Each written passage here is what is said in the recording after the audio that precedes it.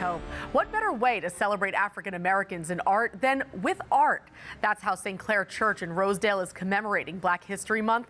The contest calls on artists to put their own spin on how African Americans have left their mark on the art world. Currents News' Katie Vasquez spoke with one photographer who's already gotten into the spirit of the contest. Up above the choir. Allison Atang Rogers has always felt inspired by her parish. She loves capturing the multicultural community at St. Clare Church in Rosedale, Queens. So people can see what is being done at our church. Maybe it'll bring them in when they see how vibrant St. Clare is. But now her snapshots are serving a bigger purpose as part of St. Clare's Black History Month Art and Literature Contest. I called her, I said, I want to do it because I love taking pictures. And I have about 40,000 pictures in my phone. This is our social life. Her contribution combines her faith and culture, showcasing how St. Clare's often celebrates both for their parishioners. Over the years, since we have had minority priests at St. Clare, and I tried to depict, I'm from Trinidad and Tobago, so I put my Caribbean heritage in there. The competition at the Queen's Church is tied with the nation's theme for this Black History Month, African Americans' contributions in the arts. We've contributed a lot to the culture, but we also included that the experience is also under the influence of Caribbean, not just African, Hispanic, and Asian. And our church is very diversified. And so forth. We thought the theme of it should be open to everyone. They're asking parishioners and people from the community to submit their best creations by this Saturday. It could be paintings, colorings, it could be photographs, it could be collages, it could be sculptures, any form of art. Those works will be showcased after their Black History Month Mass on February 4th. But beyond Black History Month, St. Clare's hopes to remind people year-round of how important their culture is. If you don't know your history, if you don't know your past, you're not going to be able to go on to your future. St. Clare's won't stop here. They will devote a portion of their bulletin to informing parishioners of exhibits, books, and movies that highlight Black history. In Rosedale, Queens, Katie Vasquez, Currents News. As Katie mentioned, the deadline to submit your work is fast approaching. Anyone who wants to contribute can drop off their work at the rectory basement of St. Clare. That's near the church at 13735 Brookville Boulevard in Rosedale. This Saturday, January 27th, between 10 a.m. and 1 p.m. The work will be displayed following a reception after Mass on February 4th, where parishioners can vote for their top choices. The winners will be announced at the end of the month. Good luck to all. Developing now, 6 religious sisters that were abducted in Haiti have been freed. The Catholic world has been praying for their release ever since the nuns were captured 6 days ago. The 6 sisters and 2 others were kidnapped almost a week ago by armed men in Haiti's capital city, Port-au-Prince. The Archbishop there confirmed their release in a statement, thanking those who, quote, offered their support.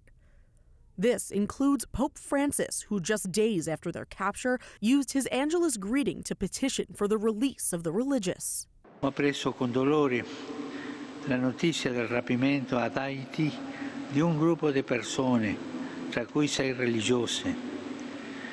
Nel chiederne accuratamente il rilascio, prego per la concordia sociale nel Paese e invito tutti a far cessare le violenze che provocano tante sofferenze a quella cara popolazione. The day before the hostages were freed, the Catholic Church in Haiti held a day of prayer and Eucharistic adoration to organize, quote, a chain of unceasing prayers for those kidnapped. The issue of gang violence in Haiti has grown increasingly in the last year. According to the United Nations, about 2,500 people were kidnapped by gangs in 2023, an 80% rise from the previous year. It's not clear who was responsible for the nuns' kidnapping, but it's believed to be one of the gangs that has taken over Port-au-Prince. Some celebratory news for the church in China. Pope Francis has appointed a new bishop there. Bishop Thaddeus Wang Yushen is now the shepherd of Zhengzhou, the capital city of a province in central China. That diocese has been without a bishop for more than 70 years. Bishop Yushen had his episcopal ordination on Thursday. He previously served as a parish priest in Zhengzhou for 30 years.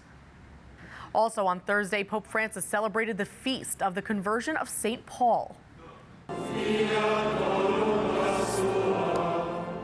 The ecumenical vespers in the Basilica of St. Paul outside the walls closed out the week of prayer for Christian unity.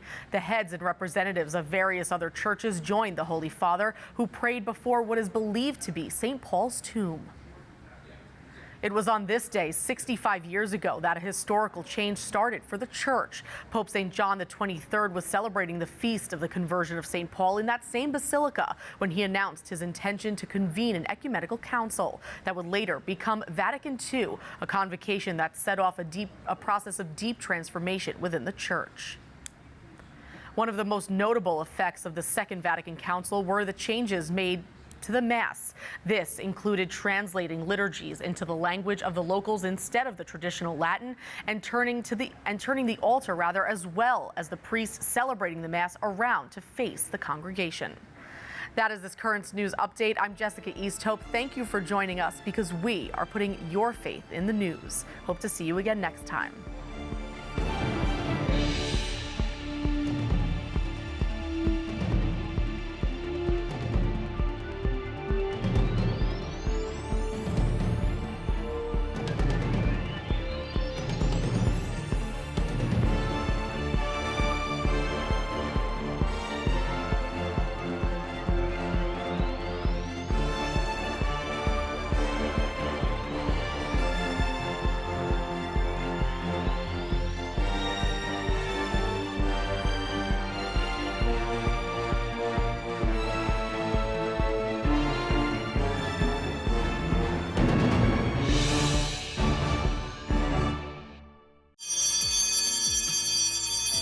She rings what she calls the bells to heaven.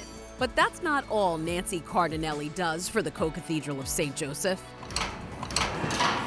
She's a constant presence for us and with us, and a blessing, really, an absolute blessing. How Nancy Cardinelli makes up the pulse of the parish, Wednesday on Currents News.